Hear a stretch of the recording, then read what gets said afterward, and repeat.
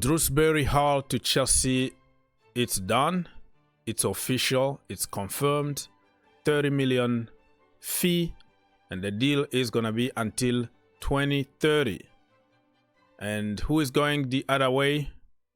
It's our young Michael Golding. He's going to Leicester City, and we don't know for how much, but I hope that we can get also 19 million for our wonder kid, because every time we go for a wonder kid, they try to charge us 19 million. So why not us charging them 19 million?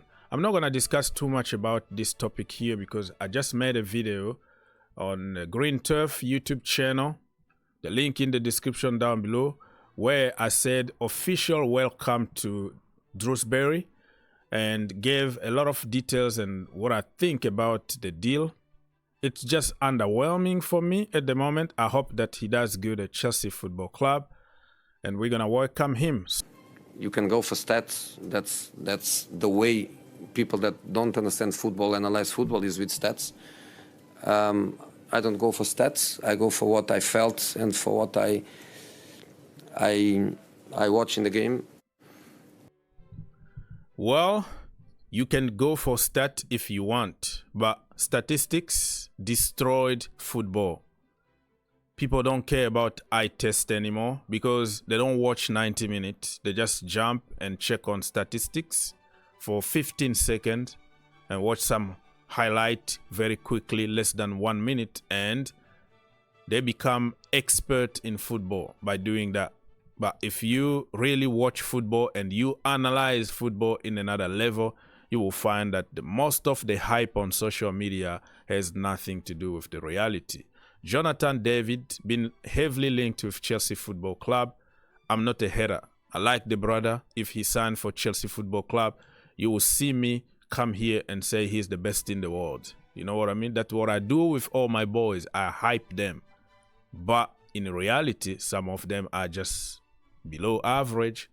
Jonathan David, yesterday, if you watched the Copa America, well, it was too late for many people overseas. They played 10 against 11 for almost the entire game because Chile got a red card very, very early on. Jonathan David didn't score. And this is not the first time. It's been for ages, since the dinosaurs' time. He hasn't scored for Canada, and in the French league last season, he struggled too. He had one good season when he moved from Belgium to Lille, where he was quote-unquote unstoppable. 24 goals. But if you analyze those goals, 10 penalties, 8 tap-ins, and few games, really, really good games that made people think that he's the next coming of George Weah or something like that. But he's not, my friend. He's a good player in a certain level. The goals that he scored, you have to give him credit because he scored even against PSG. But most of them, it's just like no league teams in the Coupe de France or Coupe de la Ligue, you know. Some teams that you never heard of, you know, like Moucron in Belgium or something. The teams that you ever thought this is a real team of football. But people who just watch statistics, they just go with the flow and start hyping. My only problem, I don't like those people who pretend to be expert without knowing anything, watching any game or going to a stadium. When was the last time you were in the real stadium and watch football and analyze football live? Chelsea don't really need David because they have Nkunku, they have Palmer, they have Guiu, they have a lot of powerful ammunition next season that we're gonna start scoring goals for fun. But for a squad player, if the manager knows how he's gonna use him, he got a plan to develop him, why not? I will welcome him here, come back in the same channel and tell you that he's the best in the world, better than Ronaldo and Messi, blah, blah, blah, blah, because that's what I am supposed to say. But in reality, this brother is just a good player on his day, can score a few goals. He's defensively very good though. Yeah, that brother can drop in the midfield and contribute to the defensive work. But in the final third, he's not good with his head. He's not that clinical. And the Premier League is going to be a different animal. Okay? But overall, he's just a squad player for Chelsea Football Club. Chelsea are looking for a target man. He's not a target man. Jackson is better than him, like 10 times better than him. He's still 24 years old, can still improve, but I don't think Chelsea should break the bank for Jonathan David. If the money is right, you can't go wrong with somebody like him. You know, he's Canadian-American, so you got the North American market. You're going to sell a lot of shirts. Many kids are going to start following Chelsea for Jonathan David. So you increase the value of Chelsea in general, not necessarily in the football way. If that makes sense? So Jonathan David, if he comes to Chelsea, welcome my brother. But don't put all your hope on David to save Chelsea and solve the scoring issues that we've been having for years. We need a target man, different profile, a goal scoring machine, and it's not Jonathan David, in my humble opinion.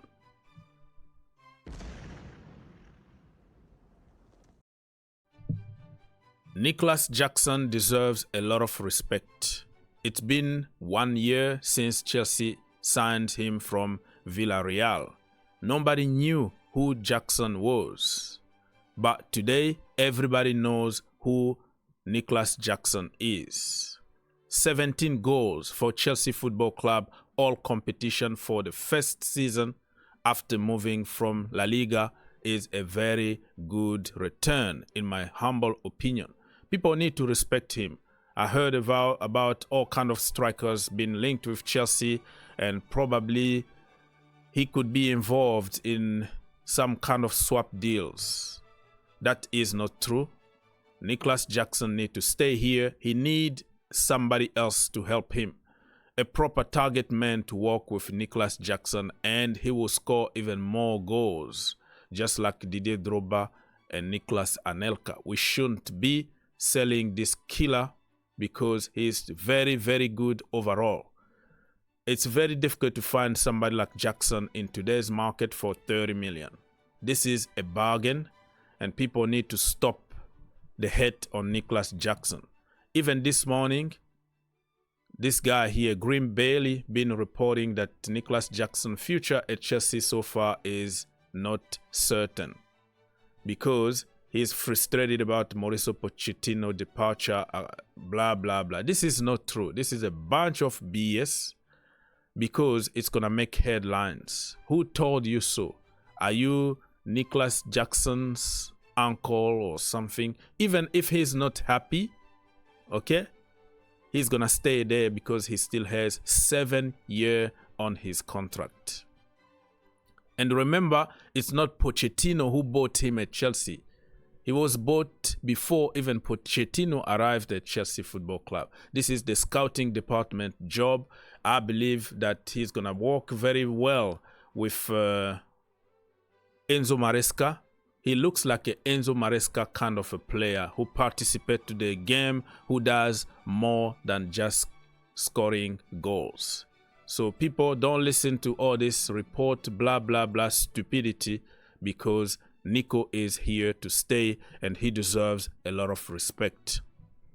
And talking even about more strikers, I'm not talking about number 9 especially, but I wanted to touch a little bit on this brother here, Joao Felix. He loves Chelsea. Even when he left Chelsea, he's still posting Chelsea pictures and wishing us good luck and all that. Pochettino is the guy who refused to sign Joao Felix. Pochettino is the guy who refused to sign Vlahovic. Let me remind you that it's on the record. He didn't want to bother. He didn't want to disturb the progression of Armando Broja. So he said no to Vlahovic. He said no to Joao Felix. And at the end, people made theories and stupid narrative about the board is not backing Pochettino. But he's the guy who refused two key players that could have helped Chelsea a lot because they are very good. Do you think that with Vlahovic and Joao Felix, Chelsea were going to be worse than what we were last season? Probably they were going to add few more goals and we were going to finish top 4 and win couple trophies. So defending Pochettino because he used a PR to look like he's a sad guy, he's the victim in the situation, is stupid because he had options and also he refused to do the right thing. He refused to use players from their natural positions. He refused to use the system that fit everybody. And he was just focused on complaining about young team and injuries. So, Barcelona are not going to keep Joao Felix. Do you think that Chelsea should go for Joao Felix after missing out on Michael Olise? That is a question. For me, I don't see it happening, but it's a game that we are playing here, right? Let's say for some strange reason, he's on the market for a very good price. Would you go for Joao Felix? Yes or not? Get in the comment section down below. Quickly, we're gonna congratulate Enzo Fernandez and Argentina for making it to the quarterfinals of Copa America. He came from the bench last night and he had 1 assist and created 2 big chances. In such short period of time, you have to give credit to him because he's still not 100% fit. He's still struggling with issues. And in this Copa America, he's been mostly on the bench and comes at some point. But you can tell that he's building his confidence and his fitness slowly and surely. And I'm happy that Chelsea didn't allow him to go to the Olympics because that was going to be really stupid. Who is Caleb Wiley? Well, he is an American brother from Atlanta United, 19 years old, and he's a left back, can play from different positions, left midfield, and also as a left winger. His market value is about 5 million euros, but if a team like Chelsea come calling, that price is gonna be times 10. Because they know they can get as much money as possible from Chelsea Football Club. Very good size, 1.80 meter. Born in the United States, of course, and he plays for the USA in his category. That tells you that he's been doing something good. Look like he's in a good age. Exactly what Chelsea Football Club or Blue Co or Strasbourg are looking for right now. The age is very important for them, but he got quality. I might be a little bit biased on this one because he's a brother here from Atlanta, my neighbor, but you know what I mean. I like the fact that he's versatile and he's very, very physical, aggressive, skillful, powerful. And I see him being successful in Europe. Not saying necessarily at Chelsea Football Club, but if he moves to Europe, I think he's going to be successful. He's built for Europe, in my humble opinion. You can interpret this data from RBREF yourself, but is this going to be the same in the Premier League or the French League? That need to be seen, but you have to give it a chance. You know, you never know until you try. So I'm going to give him the benefit of the doubt.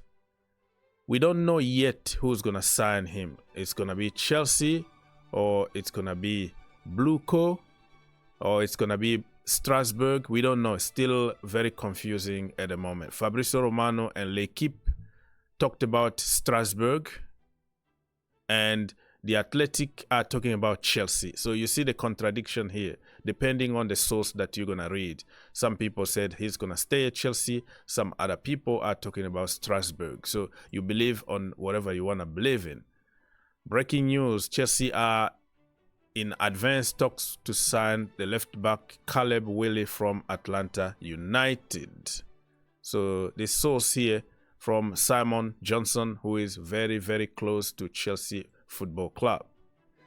Fabrizio Romano, Strasbourg are confident to sign the US international and Atlanta United left-back Caleb Wiley deal with potential future view to Chelsea move. So there is a view here that he can be developed for probably 1 or 2 seasons and come to Chelsea.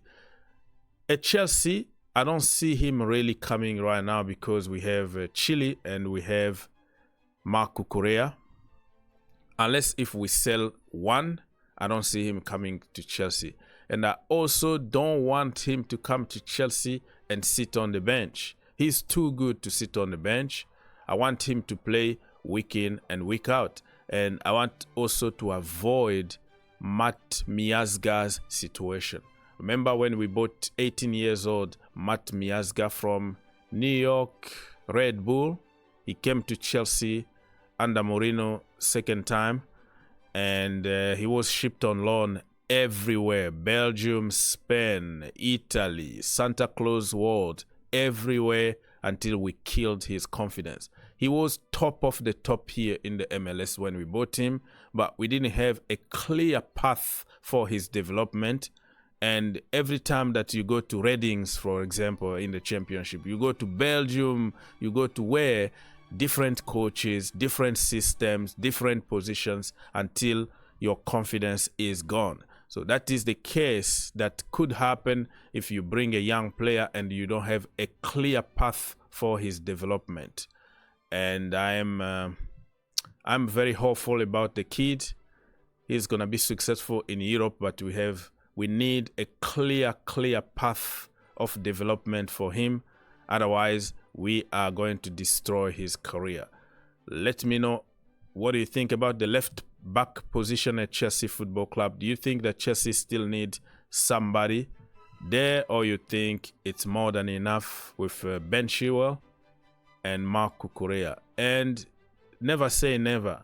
We never knew that Marco Correa was going to play inverted and he was going to be good. So do not just assume that Ben Chilwell can't do the inverted position because we never tried him. So you have to keep an open mind. The only issue with Chile is injuries. So I am very confident that he can do that role if he is fit. And I don't mind if Chelsea goes for somebody else like Calafiori. Calafiori is somebody who can also play as a centre-back, very versatile, can play as a midfielder, can play in different positions there. And I like versatile players, and he got the size. He's taller than Ben Chilwell and Marco Correa. So keep an eye open on this one, and let's see what's going to happen. And this one is a big one. Guys, let's do this. Let's hijack Asi Gray from Tottenham Hotspurs. Just like in the movie, right? Remember when Mourinho hijacked this deal? Willian had a medical already with Tottenham Hotspurs, and Chelsea ended up by getting Willian. So why not do it for Asi Gray? I'm just joking, right? Don't take it seriously. This is just a joke. Tottenham have made contact with Leeds United for Asi Gray, with verbal proposal already sent. Spurs already got green light from Gray, keen on the move after Brentford move off despite medical. So he had already medical with Brentford, which I think was going to be a very good move for him, for his development. But like I said, medical doesn't mean signing a contract. Now he's more likely going to join Tottenham Hotspurs, and the guy who reported it first is David Austin. So negotiations keep going on right now. By the time you watch this video, it could be already done. That's the danger of medicals before contracts. It's gonna be a lot of fun. Just think about it. Tottenham Hotspurs hijacks the deal from Brentford after he had a medical over there, and Chelsea hijacked the deal from Tottenham Hotspurs after Gray had a medical at Tottenham Hotspurs. It's gonna be perfect. But all the jokes aside, this is a great player that will have a great future in the Premier League. But we have so many quality from his position, and sometimes you can't sign every good player. You have just to focus on what you got and make them better.